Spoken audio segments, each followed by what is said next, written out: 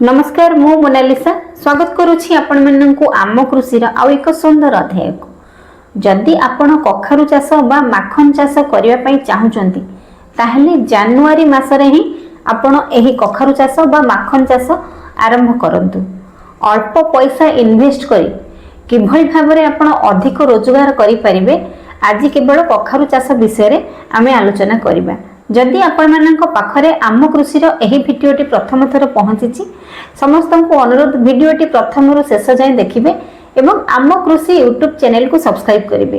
तेबे चलंतु देरी न करी आमे आलोचना करिबा कखारु चाष बा माखन चाष रे अल्प इन्वेस्ट करी आमे किभଳି भाबरे अधिक लाभवान हेइ परिबा। जदि आमे कखारु चाष आज्ञा करिबा कखारु रे अधिक अमल करिबा पई हेले आमको किछि विशेष दिग प्रति दृष्टि देबा पई पड़िबो। जेमिति आमे जेउ जमी रे कखारु चाष करिबा जमी को सठिक भाबे गुंड चाष करिबा एवं जमी रे जदि गोटे एकर पई करूछे आमे कखारु चाष ताहले गोटे ट्रैक्टर आपन को सढ़ा गोबर खत प्रयोग करिया पई पड़िबो। ता छडा आपण एमओपी 15 केजी माने पोटास सारा 15 केजी आपण जमी रे प्रयोग करिवे। ता सहित डीएपी 20 केजी मध्य आपण को सही जमी रे प्रयोग करिया पई पड़िबो। जेउ जमी रे आमे कखारु चाष बा माखन चाष करिबा सही जमी रे एही सब सार को हमको प्रयोग करिया पई पड़िबो। सब खत सार को सठिक भाबे रे मिक्स करी आमे जति कखारु जो जमी रे चाष करिछे सेही जमी रे प्रयोग करिबा एहा द्वारा कखारु मंजी सठिक भाबे रे जर्मिनेशन होइथाय एवं चारा गुडी को सुस्थ होई बढ़ी उठे। जदि आपण कखारु चाष करूछंती कखारु एमिति एक आज्ञा फसल जहार पत्र फूल फल सब को आपण बिक्री करि परिबे।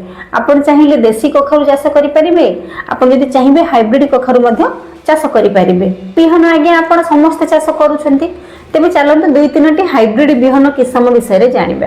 प्रथम किस्मटी आज्ञा होउछि VNR सीड्स रो अनुज, माहिको सीड्स रो माही 3 एवं डॉक्टर सीड्स रो विराट F1 तीनोटी आज्ञा बहुत भल किस्म।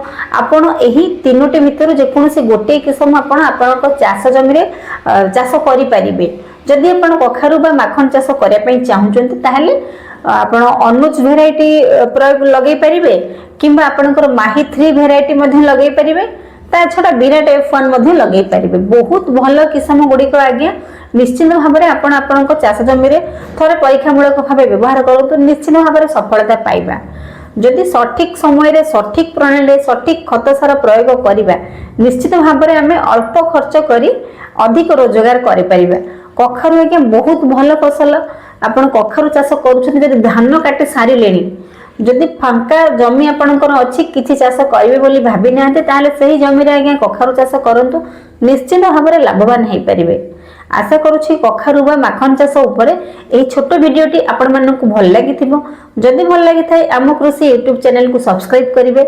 रहिली नमस्कार मु मोनालिसा देखा हबो आपण माननक सहित आम कृषि रा आउ एक सुंदर अध्याय रे।